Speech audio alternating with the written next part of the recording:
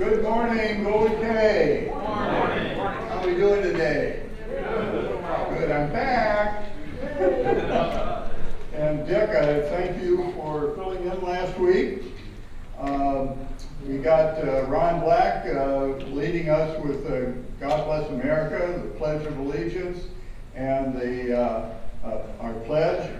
And we got Larry Wade on the piano. So we're ready to go. So invocation with Don Winokur. You want to come up? Where are you? Over here. He's over there. Okay. You coming up to the podium? Well, it's time for it. No, it's not time for it. I'm getting ahead of myself. Good morning, everybody. Let's sing it from the heart, shall we?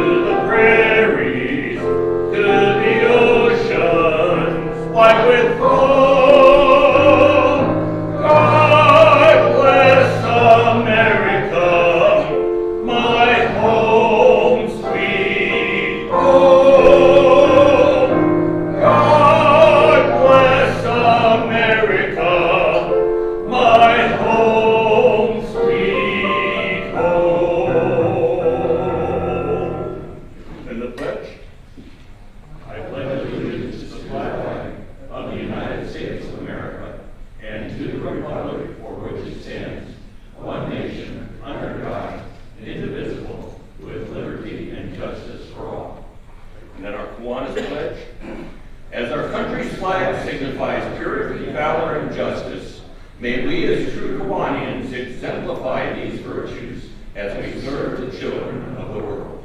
Please remain standing.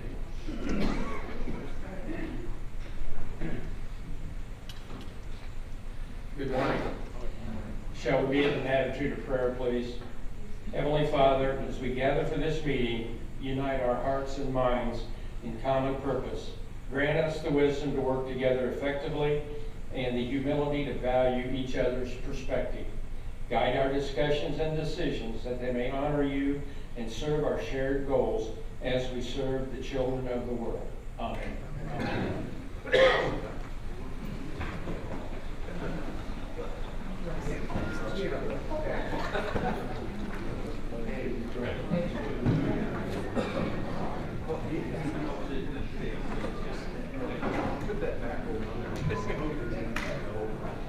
Good morning, Golden K. It's my pleasure this morning to introduce our speakers. We have two people from the Webster Canterville Youth Advocacy, and we're glad to have them with us. They're an important agency here in our community. We have Michael Warner. He graduated from Eastern Illinois University with a Master of Science in Educational Psychology. He has been the CEO between Youth Advocacy and Webster Canterville for the last 20 years. He owns a private counseling practice in Mount Zion. And he's married to Cheryl Warner, and he has two, as he says, wonderful adult daughters.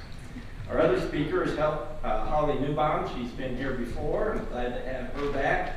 She graduated from Millikan University and has been with Webster Canterville for the past 33 years in a variety of jobs. Holly's current position is Director of Marketing and Giving. Holly's married to Eric Newbon, and they have 3 adult daughters and 2 granddaughters. Let's give a big Golden K welcome to Michael.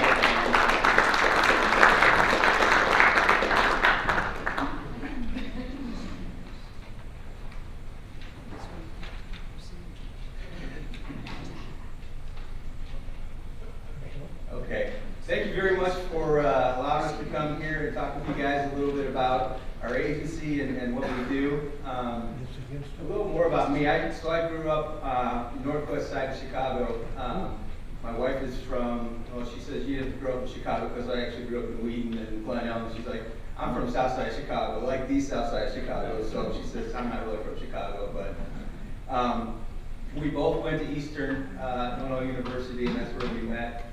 And we lived in Eastern for about 15 years working. She's been in education her whole career. I've been working with children and families my entire career. About 35 years old now for both of us in that. So we decided we liked the way that Central Illinois operated. We liked the community. We liked the family aspect. We liked the value structure. So we decided we didn't want to go back. We go back and visit our family in Chicago, but we really would rather be in Central Illinois. So we decided to be here. My wife has been superintendent in Warrensburg for the past 6 years. She was principal at Mount Zion High School for a while and LaVoy Elementary for a while too. So being able to stay in our field is, I think, kind of rare these days. And so it's helped me learn a lot about what it takes to be a good leader and a CEO and somebody who puts children and families first, because we've done that pretty much our entire careers. So I want to give, well, what I'll do is I'll give a little history of both Webster Cantrell Hall and the Youth Advocate Program. Go over our programs, talk about specifically how we're helping kids in the community, what we're doing program-wise, and then I'm going to hand it over to Holly to talk a little bit more about giving and marketing and what we're doing to help further support our program. So, most everybody knows Webster's been around for over 100 years. So it opened up as an orphanage in 1916 and served that purpose for decades. They slowly grew, getting more programming, getting contracts with DCFS, having a residential program, then continuing on to girls group homes, continuing to serve those youth. So the Youth Advocate Program was established in 1972, and so their primary purpose was to help support DCFS, the Department of Children and Family Services, and their services. So providing visits, doing parenting. We got a contract with DHS to do locked-up runaway homeless youth services, including a shelter. So the two programs operated together but separate from each other, so they just collaborated. In 2018, Kathy Horvath, who was the president of the board at Webster, they had a CEO that kind of backed out last minute, and so we have the same DCFS licensing person for both programs. So he suggested to contact me and see if my board, which Linda and Susan I think were on at the time, were willing to allow me to do interim CEO while they're continuing to search for it. So they did allow me to do that. I went on and started doing half-time. So CEO at Youth Advocate, CEO at Webster.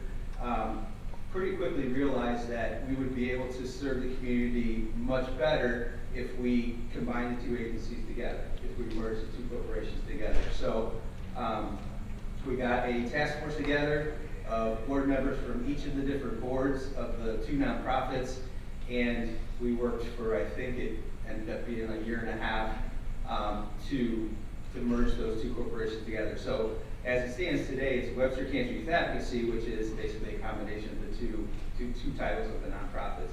So it's a new 501c3. During that time, realizing the synergies that we were going to have by building the two programs together, we realized that we can work with a whole lot more youth together combined than we're going to be able to separately. So before the merger, we were working with about 500 kids per month at that time. Now that we've merged the two together and we streamlined our services to more earlier intervention services, we're working with 1,500 kids a month now. So we've tripled the size of the impact that we've had on the community by working with more kids. So during that time, we changed our focus from long-term residential treatment to earlier intervention to doing everything we can to prevent kids from having to go into residential, for having to go into group homes, so that we can keep them in the community.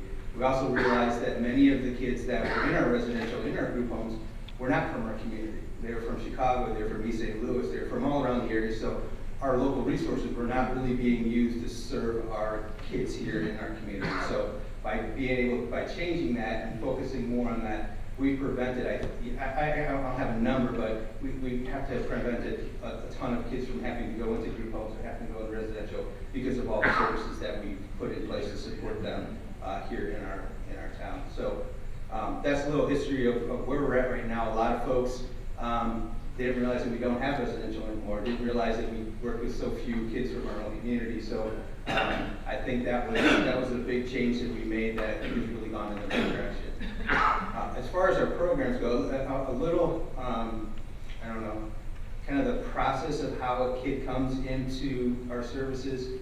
So the Department of Children and Family Services has a hotline. So the hotline is it's usually either by a family member or by a mandated reporter that sees that there's some type of abuse or neglect happening to that child. So they'll call the hotline, and the hotline will then interview that person online and determine is there enough there for them to send out a DCFS investigator. So the DCFS investigator, once they take that, they do an investigation to determine is there physical abuse, is there sexual abuse, is there problems within the home as far as do they have heat, do they have proper shelter for that youth, for that child. So if they do decide yes, there is a need, then they have two decisions to make. Do I take that youth out of that home right now because it's clearly someplace that they have to leave because if they don't, this abuse is going to continue? Or is it that, and if that's the case, then they're placed into our foster care system, into our own foster care system at Webster County Youth Advocacy. If they say, well, it's identified, it's bad, but it's not so bad that we have to remove that child from that home, then they'll come into our intact program. So that family will still be intact, but we'll provide the support services that make sure that abuse and neglect doesn't continue. So those are our two largest programs. Our foster care program, right now we have about 200 kids in our foster care program. So they are either placed with relatives or they're placed in traditional foster care, but we work to make sure that that family ends up getting together and being a whole family once again. The intact program again provides those supports. When we dissolved the residential program, we obviously had a lot of space at the building. We had 2 kitchens and a home ec department. We had a full gymnasium, and we had education wing that had where the classrooms were at. So what we did, Holly's help in getting some community grants, was to be able to change all of these areas so that they're places that when a biological parent is having a supervised visit, because they have to have a supervised visit with our staff to help teach them and provide them what they need so that they can be good parents to their child, we created the different spots in. So the gymnasium is a way to connect with your kids. If athletics is a way or playing is a way to do that, then we use the gymnasium to help connect the child with the parent during that visit. If food is part of it, making a meal and sitting down and having a meal together, we have 2 kitchens in the home ec room where we'll have that visit there. We have a recreation room with a ping pong table and a shuffleboard table and gaming units. So if that's the way that's connect, then we help them connect. We have arts and crafts room. So we have all these areas that we use. Now we've repurposed them so that we can do everything we can to help that child reconnect with that family and teach them what they need to have so that they can be happy and productive. The other program. So we have right now we have 4 buildings. The main unit is the Cantrell office, and that's the largest, and that was one that used to be the orphanage, and then expanded, along with residential expanded. That's where our foster care and our intact are our primary programs there. We have about 100 staff right now and 14 different programs that serve these youth. That's our largest one. And then the corner of El Dorado and Water is where we used to have the youth advocate program, and now that's our support services program. So we have our parenting program there, we have our Norman housing program there, We have our youth in transition, which is kids that are now transitioning to adulthood and independent living.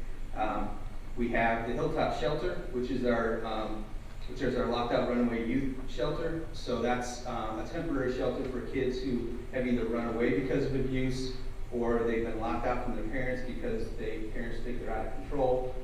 So we work with them, provide temporary shelter there at that location, and then again, all efforts to reconnect them with their family and repair some of the damage that's been done through either folks. And then the last location we have is the counseling center, and that used to be the girls' group home, and it's north of Mound. It used to be Gaiatrix Dental, now it's a different dental next to Stevenson Elementary School. It's kind of tucked back out and kind of in the woods with a nice stream. We got 6 acres, and it's very relaxed. And we've got 8 counselors out there that either go into the schools or have counseling services there in the building. So we're working with all the youth there to improve that. A couple of other things that we have that are, I think, unique. We're blessed with a very generous community, and the Demersians set up an education foundation trust for us. So the trust stays into perpetuity, and then we receive like 5% of that yearly income that comes from that, put it into a fund to help kids that have been in our programming further their education through either trades or through Richland or college. That helps them so that it's not so difficult for them to attend school. So a lot of the programs that we have right now, they support some component. I mean, the reimbursement rates for DCFS, as you probably imagine, are not sufficient to provide all the things we'd like to provide to the kids that we're working with. So we reach out to the community, and the community's been very generous in helping us to do those things so that we can get all that we want to do with the kids. And we're continually looking for new contracts that might be out there that we can expand our services further so that we can continue to support the kids that we're working with. And Holly can talk with you a little bit more about her efforts to provide more for the kids that we're working with, and maybe some stories of success. Thank you. Well, thank you and good morning. I'm so excited to be here. Guess I'll wait a minute to get my picture taken.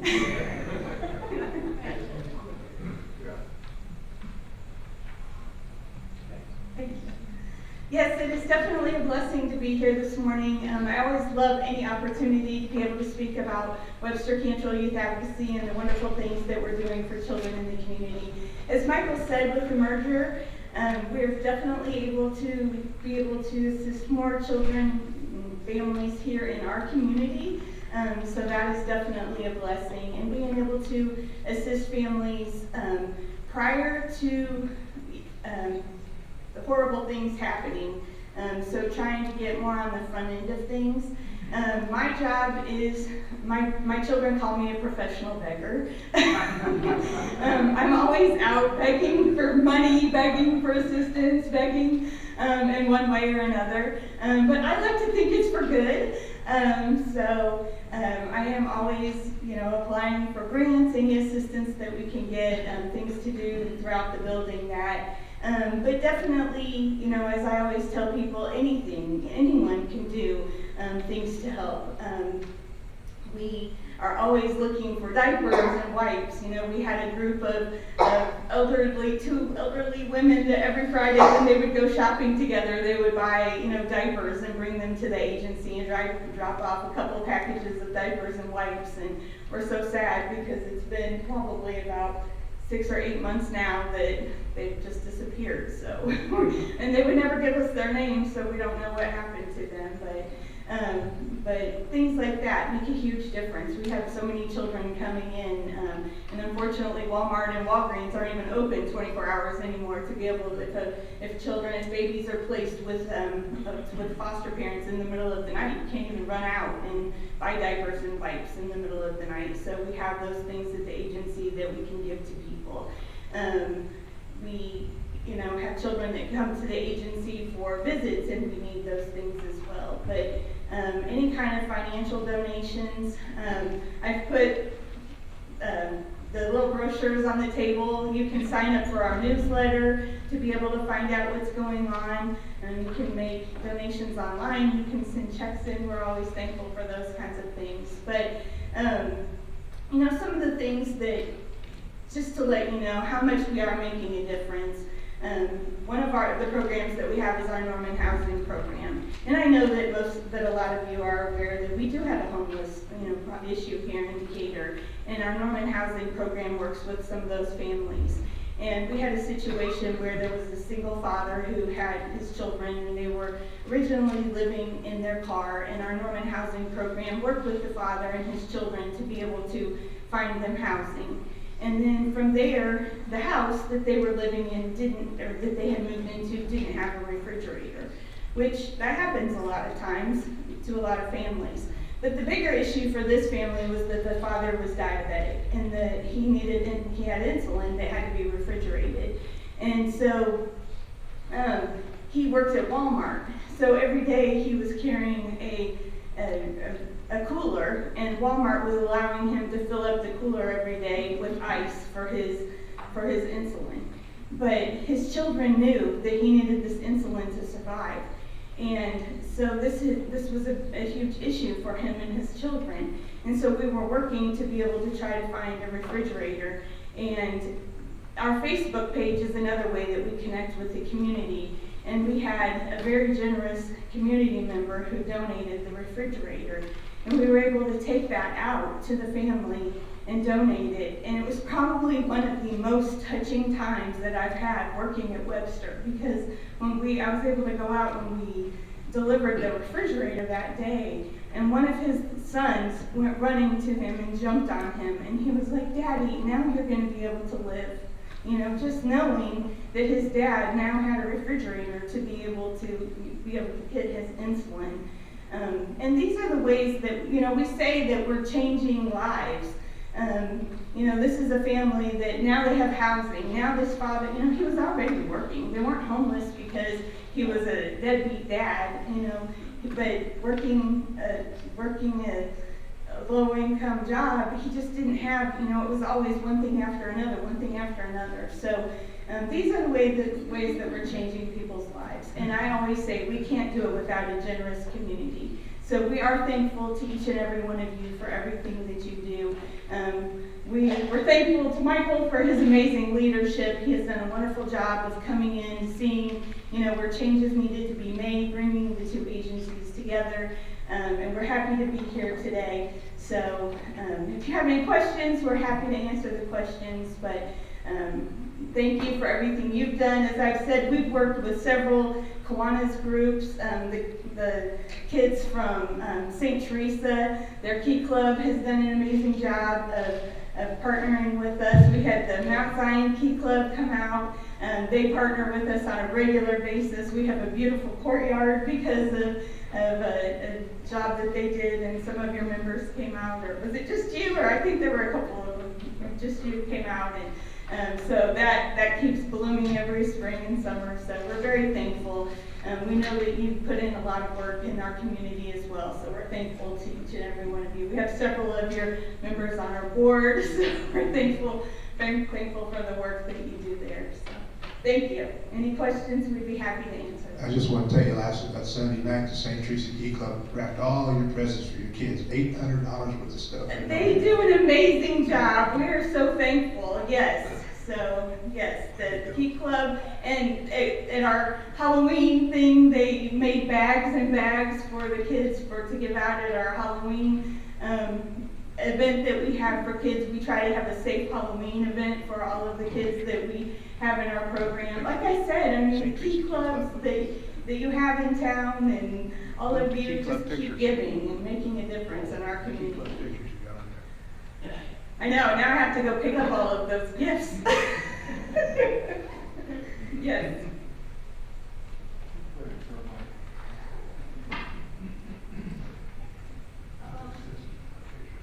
Just thinking back, a million years ago when I was in high school, one of the students in the school was an orphan, but he lived in an orphanage.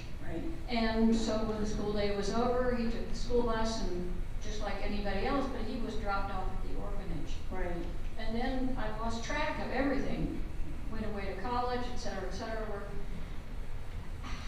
How did this process, and I assume it's nationwide, close the orphanages and create this sort of situation, which in many ways, it sounds like it's much, much better. Right. But I guess I don't understand the whole process that happened. Well, in the early 70s is when the Department of Children and Family Services kind of became involved, and it went kind of more from the orphanages to creating more of like children and family services throughout the states. And that's kind of when like Webster Cantrell became more of from the orphanage to a residential facility. And even though there was an orphanage and it was a home for children, you know, it is sad to hear there weren't specific guidelines, there weren't oversights of things happening. You know, we have people, you know, in their 80s and 90s who come back who are telling us of, you know, some of the things that were happening in the orphanage, that there wasn't a lot of oversight, so some probably some horrible abuse and neglect was happening to them even in the orphanage. And I know when I originally started at Webster Cantrell Hall in 89, 90, you know, just kind of like back working, doing my internship, it was more children here in our community. And then when we closed our facility, we had a no decline. We could not decline children. So as Michael said, we were having to take any children that the department brought to us, and they did end up being children, you know, from Chicago, St. Louis, more of children who were, you know, gang members who they needed to get out of Chicago and that kind of thing. So now we are wanting to focus more on early intervention, that kind of thing. You know, I think things have definitely changed. The Department of Children and Family Services is wanting to get more early intervention so that children aren't just becoming orphans, you know, that we're not just having children out on the streets. So trying to get more family members involved and get children into placements with families, because unfortunately a lot of times when children are removed from their family of origin, a lot of times we're seeing that they're not going back home with their family of origin. So we do try to keep children more with their family of origin and working more with our intact families and trying to resolve the issues that are happening in those biological families instead of removing children from those homes. Yes.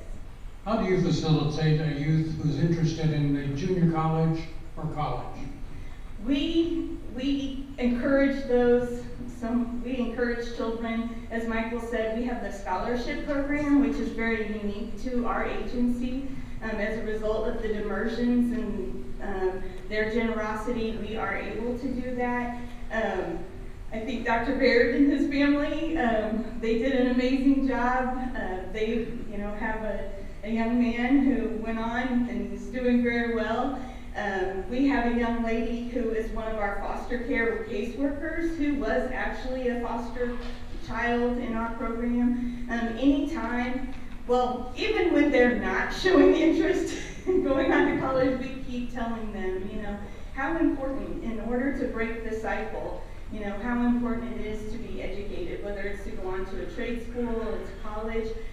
We have 7 youth in college right now through our agency. And I know Mark is on our scholarship committee, and I'm constantly sending out scholarship requests, but we have youth in the CDL program at Milliken, at Richland, in medical program at ISU. We have one that's graduating from the ULI this year. So We definitely have children who have been very successful. So, yes. I have two questions. Yes. You may have already answered this and I just missed it. But what would you say are the top 2 or 3 needs of the kids that you care for? And the second question is, do you use volunteers? What did you say at the top means? Well,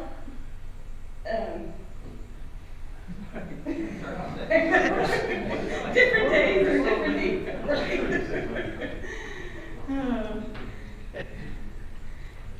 I don't know if I have an answer for that.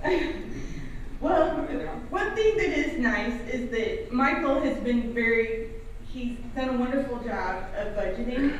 So when people do send in donations that are allowed to be put aside and set aside funds, they don't always necessarily have to go into our general operating. He's done an amazing job of being a CEO who can budget within our means. So then when individuals send in and say, I'd like this to be put in a set-aside fund, then when we have a specific need, if we have children who need car seats, we're able to buy car seats. Because that's a huge need for families, and they can't afford a car seat. And we have families with 3 or 4 children. You have to go out and buy a $200 car seat or something, We have families whose children are being returned home to them, and then they don't have 4 car seats. So they go out to spend $800 or, $400 or $500, they can't do that to be able to get their children home to them. So that's nice to have those funds, or like I said, diapers and wipes. I know Michael's like, I'm tired of hearing about diapers and wipes. I'm like, Michael, it's me. Yeah. It's hard to answer because there are a lot of restrictions that come with the DCFS contracts. So you can spend the money on a staff salary, but you can't spend it on, a bed for a kid when you're looking at trying to make that home one that they can live in. You can't, so being able to have, like the refrigerator, Right. We're not going to be able to predict that we're going to need another refrigerator, but if we have a set aside that's $1,000, when that comes up, we know, okay, we've got that available. Or if we need an air conditioning in the summer, an air conditioning unit for a really hot apartment, we'll have that available. So we're good stewards of the funds that come to us, making sure that when it is something that that we need, it's not being spent in an area where DCF is well paid for it. I'm not going to spend that on salaries. I'm not going to spend that on bonuses. I mean, that money is going to come from contracts. This money is going to go directly to kids and families that are going to improve that home and that child's chances of success. Camps, summer camps, instruments if they're interested in music. I mean, there's all these different things that it's hard to predict what are we going to need come springtime, but having a set-aside fund available so that we see that need, and the family's going to have to show that they're going to use that too. And so we're there to make sure and monitor that if we give you this, you're not just going to turn around and sell it, right? We're going to be in the home making sure that you're doing what you need to do with it, so it really is an advantage to that home and to that child. So that's what's really nice. People send in $100. If 5 people send in $100 and put set aside or something set aside for children's needs, Michael really does use that to set aside for children's needs. And then people at the agency think that I have this magic wand, and they come to me and are like, Holly, we need this, we need that. And then we are able to get those things that the children need or that the families need. So that is really a true blessing. But as each and every day I am telling people, we do need diapers, we do need wipes, we do need car seats. And unfortunately, we can't accept used car seats. Our insurance mandates that we have to purchase brand new car seats because we can't. We have to, just because of laws and insurance and that, we have to purchase new car seats. So donations for car seats. And it's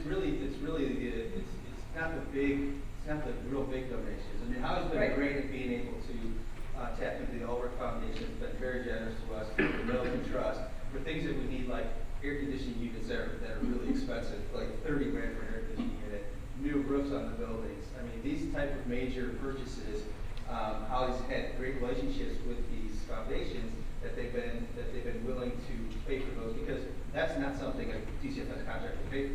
They're gonna be like, that's on you. I mean, that's your building. We're not gonna pay for that, even though we know in order for us to do our work well, we've got to have an air conditioning. We've got to have a roof that doesn't. I mean, so these things. So Holly being able to get those and have those relationships over 33 years, she's built it. So it's not been without a lot of work, but it's the smaller, more frequent donations that really help us, on the ground with the kids and the homeless. Yes.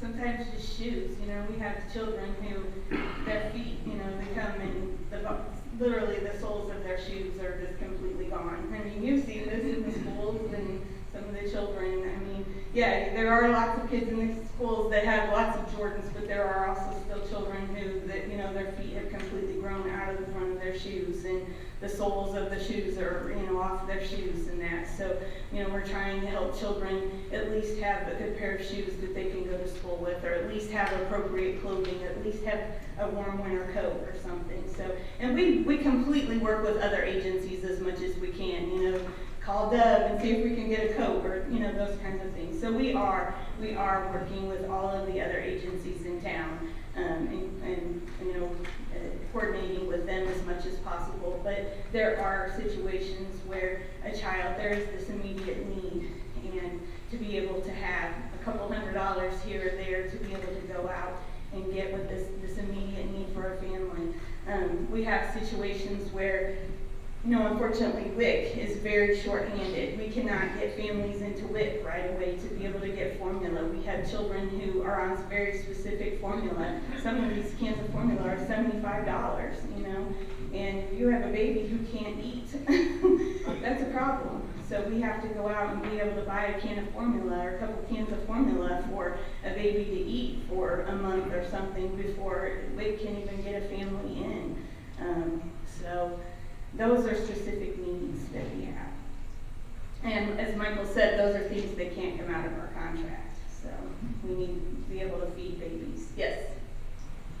76 years ago, a friend of mine and two of her sisters were dropped off at one of the orphanages here in town by the mother who was distraught and couldn't take care of them. And she said, she was 3 at the time, and she said, I remember what we had on her body is what we had. And she sat on the step of that orphanage and drove away and never saw her mother again. So that was one aspect of an orphanage, and they grew up in the orphanage and grew out of the system. But just think how the system has changed now with trying to get the families back together and supporting them and finding out where the gaps are and the holes and so forth. So I think in the long run, all of these kind of things are much more advantageous to those families. But just think of those 3 little girls, and she said it was right around Christmas time. So at Christmas time, I always think about her and how it had to be sitting on the steps of that orphanage. Thank you. All right, thank you.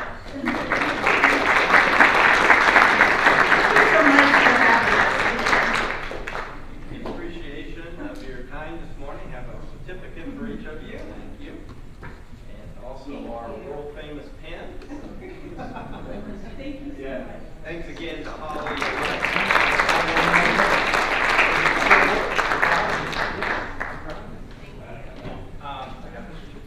We are always, John and I are working on speakers, so we are pretty good through March. But if anybody has any ideas for upcoming for a speaker for our group, talk to John and I, and we'll get to work on them. But need input from the membership, so please let us know.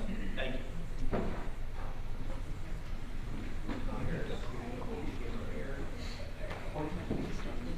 Okay, good morning, and appreciate the program this morning, and glad that you were here. Linda, attendance, guests? We have 50 members present today. One guest, Kevin Hale, who's a guest of Marty Williams, and he took an application because he likes us. and some of us work with Kevin. You said you did. It's a baby. Some of us worked with Kevin at Thomas Jefferson years ago. 2 speakers for a total of 53. Okay, thank you. Welcome, Kevin. We're glad to have you here.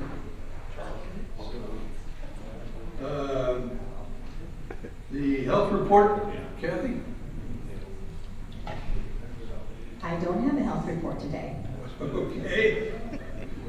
Birthdays and anniversaries, Kevin. Birthdays and anniversaries, fun.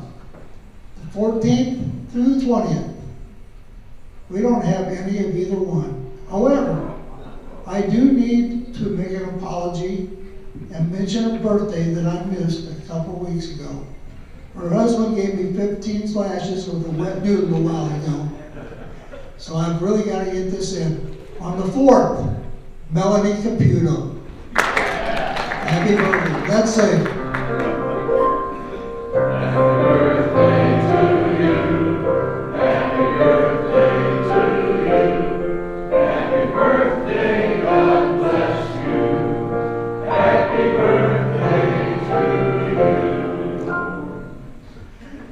Let's have a quote from Bobo.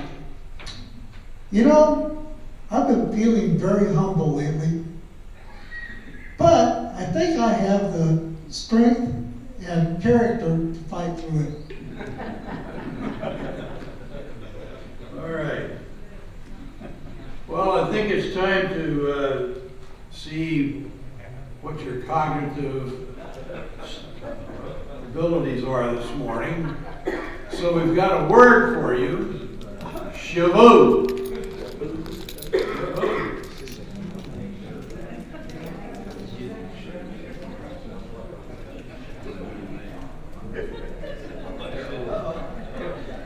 Harold? Get out of here. It's a way to say get out of here. Well, Is that a knife they hide in prison? well, no.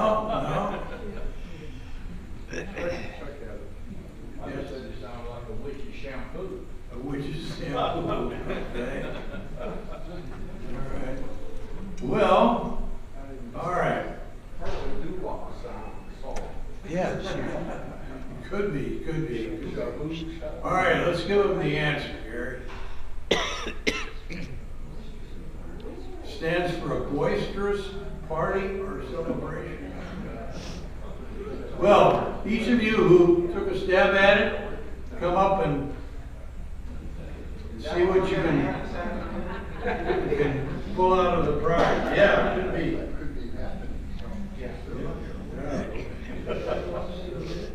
All right.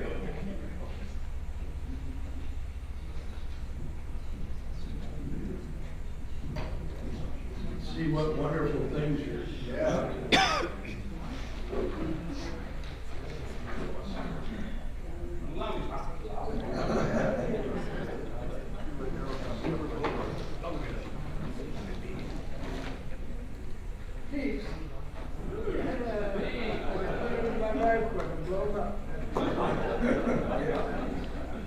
Okay, announcements this morning. Dan? I still got Jerry Mania tickets. I've got about 50 of them left. And like I say, the Key Club wrapped a bunch of presents for Webster Cantor yesterday, and it was a good time. So next meeting will be first Sunday in January, or maybe the second, depending on what the date is. So I'll let you know. Susan Grayhill. Yes, several items. One is Mount Zion Key Club will be wrapping presents this Sunday, starting I think at 1 o'clock. So if you're interested in that, you might head out to the high school. Several items here. One is we have Good Samaritan Inn on December 23rd. I know that's a rough time, but if you can help us from 11 to 1, please sign up over here on the table. That would be greatly appreciated. Those of you that are interested in working on trauma dolls, I have stuffing in the car and I have material over there and also dolls to sew if you're looking for something to do. Speaking of trauma dolls, This last couple weeks, I took 18 trauma dolls to the dental clinic at the Macon County Health Department and they were delighted, took 36 trauma dolls to the Macon County Health Department immunization clinic, and she said, "Oh, thank goodness you're here." It was cute. She said, "We have no more dolls and we have lots of shots," so I was glad to take those there. In November, speaking of Good Samaritan Inn, I took 38 trauma dolls there. We served 127 hot lunches and 75 cold lunches for a total of 200 people being served that day. It's very rewarding.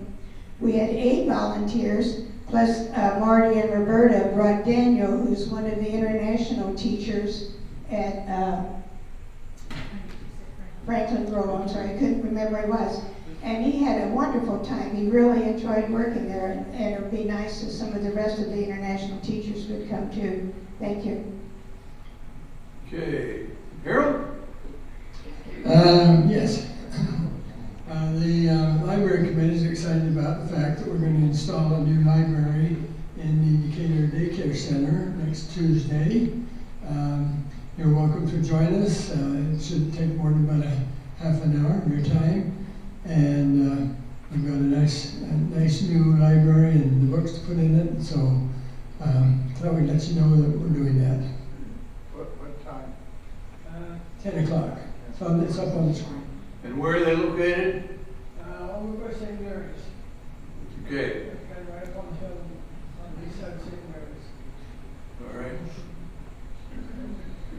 Marty? December 5th, we purchased bicycles at Walmart North. I want to thank Roberta, Kevin Clary for him and his truck, and Pat Riley for him and his truck. We purchased 8 bicycles. They're a lot more expensive this year. We spent $988 for 8 bicycles. So that's completed for this year. Make a lot of children happy. Then we took them to WAD Spirit of Giving. Okay, very good. Mark? Okay, thank you. I'm making this announcement for Cheryl, who couldn't be here today. This is regarding the bell ringing. I want to thank everybody who signed up for tomorrow and Saturday. If you have to cancel, call me or Linda, and we'll take care of that. And so if there's any questions, let us know. But thank you for everybody for signing up. Okay. I think that covers that. So,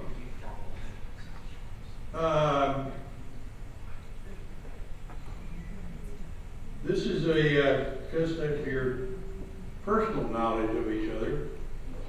This is who is this Kiwanian? This person's favorite holiday is Christmas.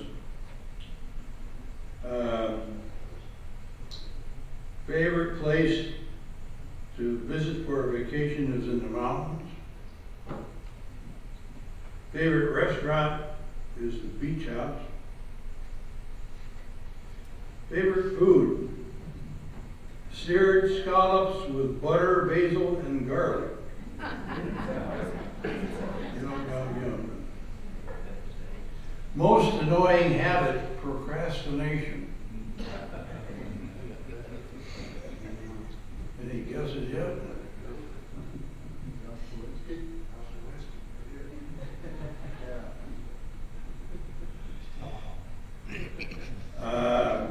Most famous person that he's ever met was JFK. So, Ralph, how did you meet JFK? I was at Southern Illinois University at the time. He was campaigning, came through town, and he was in his limo going down the street shaking hands with people. Actually got out of his limo, and so I shook hands with him. Yeah, okay. When I was there, I got to see Barry Goldwater.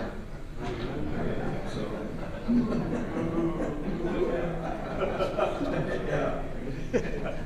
So, all right, it was Ralph. All right, so let's see. Dan, and who else came up with that? I did. You did, all right, well, you gotta, come guys, come get your, dig in the prize box here and see what you come up with. All right, so that's Ralph, okay. Don, with you.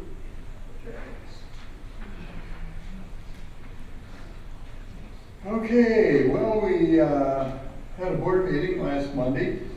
I won't mention everything that we talked about, but one thing that's coming up in January, and I think that Mark Avery will be talking about it a little bit next week, is a survey that we want to do to, I know I don't particularly like to do surveys, but this will be rather short and it'll be online.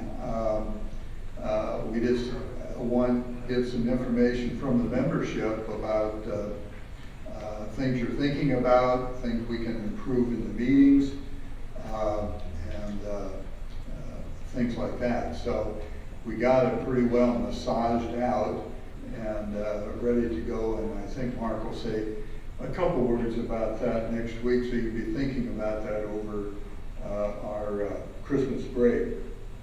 We have a committee that we started for the club advisor, to come up with the club advisor to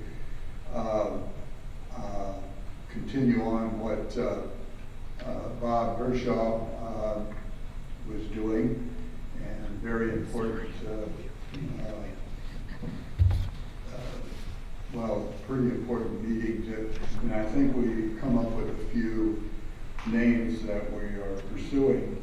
We also have starting to explore a new signature project. We have really two of them already.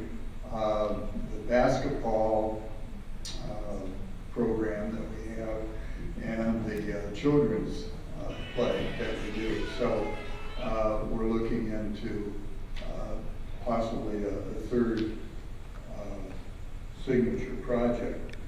So then a couple other things that I'll not mention right now. I did get a thank you note from the Teddy Bear Dental Fund, and we contributed $5,000 to that, and it came from Connie Dottie. So if you want to take a look at it, very nice thank you note from her. So with that, we'll continue on here with the 50-50 drawing. We took in $103 today, so that was 51 to admin and 52 to the pot, for a total of $300. So we will have a winner today. First number, last three digits, 865.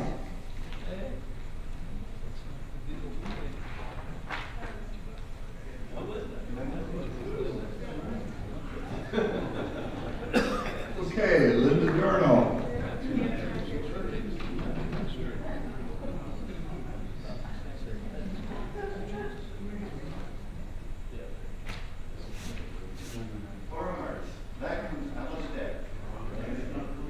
Next number is 883. Just about that much.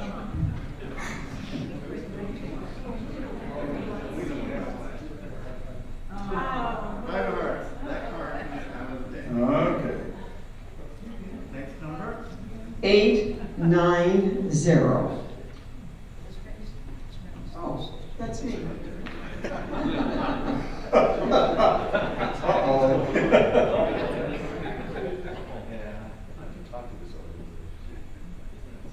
Six of hearts. Oh, boy. 863.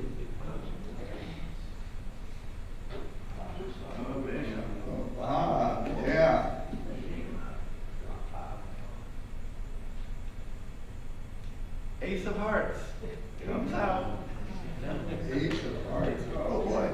786. Harold?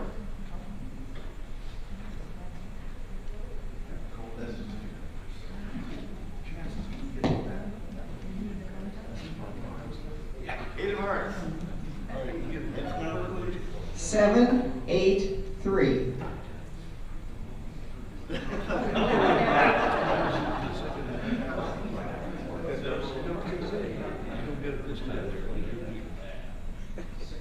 Nine of hearts. 887. Ooh, I just got 6.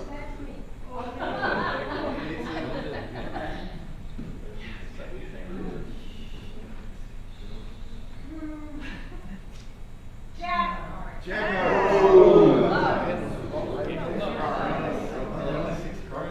793.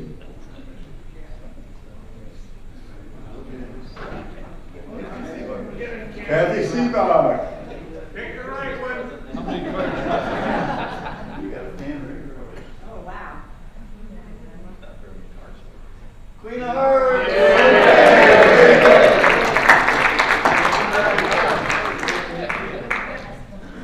Way to go. Wherever she wants. Missed it by that much. 6. Okay, happy jug. Who's happy? Well, I know Kathy's happy.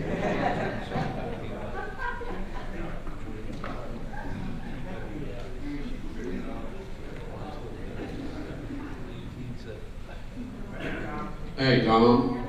I'm happy that everybody that signed up to help with the distributing of toys. Yeah, good deal. I'm happy to be playing the piano next week for the sing-along, and I hope everybody brings somebody with them. Like husbands bring their wives, or wives bring their husbands, or bring somebody next door. Okay. Yeah, you do a great job with that, Larry. Okay, at 5, I want to thank Michael and Holly for coming, and I did want to call out and thank Linda Rowden. I was on the Webster Cantrell board at that time, and she was on youth advocacy, and Webster Cantrell was kind of going through a rough period, and bringing Michael in and really helped, and their board was really great, and it was a very, the seamlessness of bringing the two boards together was very, very good, and I want to thank Linda because she was a really big part of that, so thank you, Linda. Good. I have $1. I'm happy for the big Christmas shavoo this afternoon at the wagon.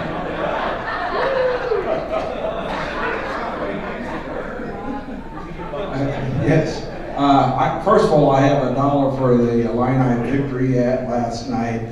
I have $1 for a wonderful vacation went on in Eastern Europe to Christmas markets across 5 or 6 different cities.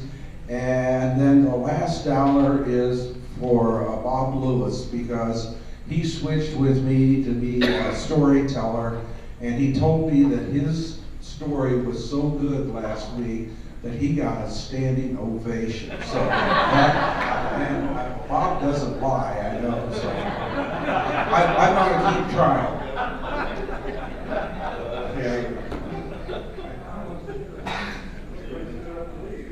Okay, I got $1. I was lucky at hunting. I got a 8-point buck, nice one. Not as big as last year, but good, respectable. And went to Branson for a few days and saw the Sound of Light theater, which is spectacular. If you've never been there, you gotta go, because they have live animals on the stage and people riding horses and everything. It's really spectacular. It's about David this year. Well, I'd like to say I'm happy for the Golden K wearing apparel procurement. Because I got this yellow sweatshirt, nobody else has that. So when you see the yellow sweatshirt, you can just say, there goes Grant again. Yeah, we can't miss you. I'd like to put $1 in for Kevin Hale, who joined us today. A couple days before Thanksgiving, Mark Avery, myself, and Roberta met Kevin at the get-together for the international students. And just like to welcome Kevin. Do you want to say anything, Kevin? I know you don't like to talk.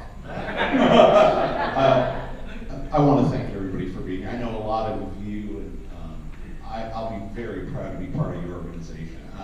The good you do in this community is amazing. Bill Meyer is an early birder, but I'm putting in $1 for his granddaughter Lexi Meyer, who scored her 1,000th career basketball goal last night in MacArthur's win over somebody. I just want to say winning at Hearts was pretty special.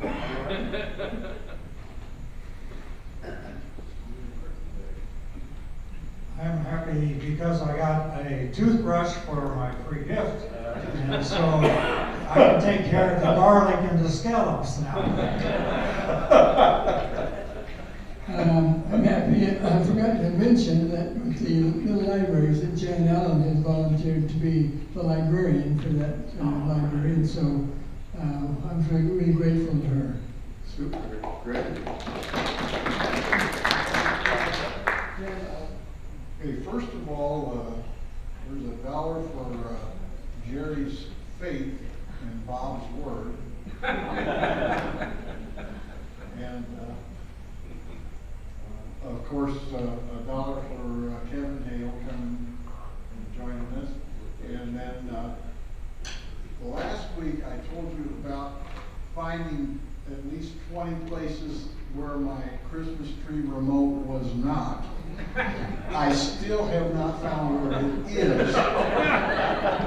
But when we had decided to put just a string of lights on top of the tree, and when I went unplugged the tree thing, the box came apart, and there were 2 wires that were not on their clips, that were not clipped on. So I clipped them on, and the lights came on. Super.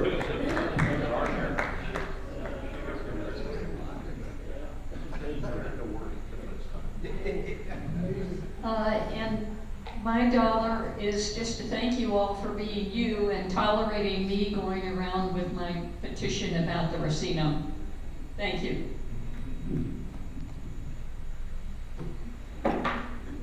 Okay. Mary?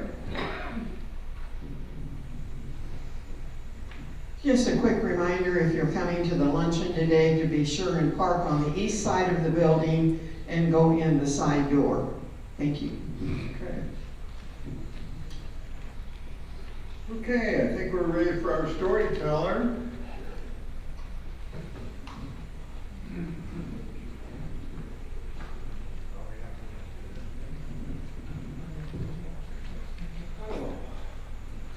Okay, first of all, today we're going to be a little interactive, okay? I need everybody to stand. Take the tips of your fingers and put them over your head. Okay, now you can sit down. Bob, I got a standing O also.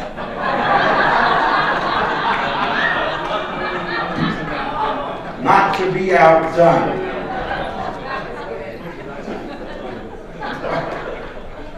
One of the things that I have done in the past is I have shared where some phrases or something come from that I found out when I was visiting other countries. And so it's going to be your task. I'm going to tell you a little background of this. And then when we come to the saying, I need you to be able to figure out what that saying is. We were in Prague, and we were at St. Vitus Cathedral.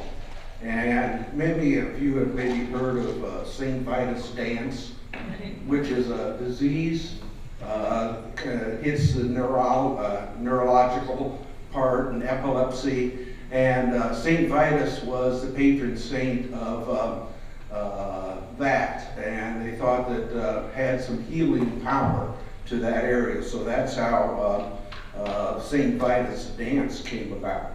The other useless fact is this cathedral is where a very good king was buried, and he was a tremendous ruler in this area.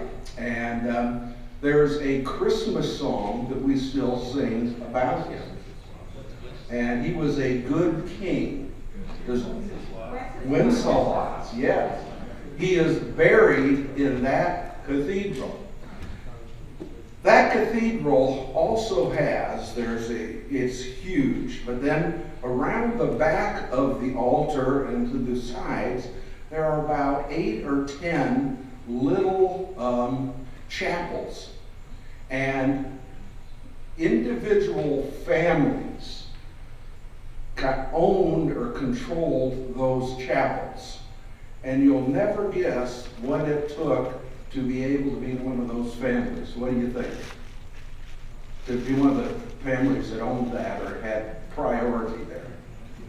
Donate a lot of money? Yeah! Oh man, some things don't change.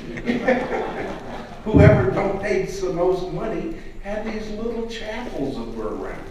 And this was private for just that family. But they would have weddings there, they would have baptisms there, they would have funerals there. And one of the things that happened with funerals is that not only did you have your funeral there, but your body got to stay there. And so that was, another big plus. Okay. So, now, here's where you come in. What is the saying? So, regular members would come to church on a Sunday morning, and it would be about 2 or 3 months since somebody of wealth had died, and they would be there in church, and they would start fanning themselves and saying, "Ooh, God, what's that horrible smell that's going on?" And what would the answer be? Pardon? Smells like money. That's pretty close. Well, but what would the saying be that would come from that? Oh, come on. It's a bad smell. It has an odor that you would say well, so what would it be? The stink? Oh, close. And the people that were in all these places were some of the wealthiest people around. Stinking rich. Who said that, stinking rich? Okay, Joel. Yeah, the stinking rich. Joel, here you go. Here is a crown from the Czech Republic is yours. Okay, well, that's my story for today. And Bob, try and get a standing O the next time.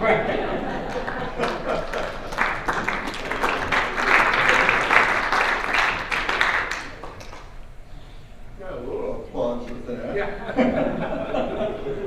Okay, anyone else have something to say before I adjourn? Or we adjourn? The stinking rich. Hearing none, we are adjourned.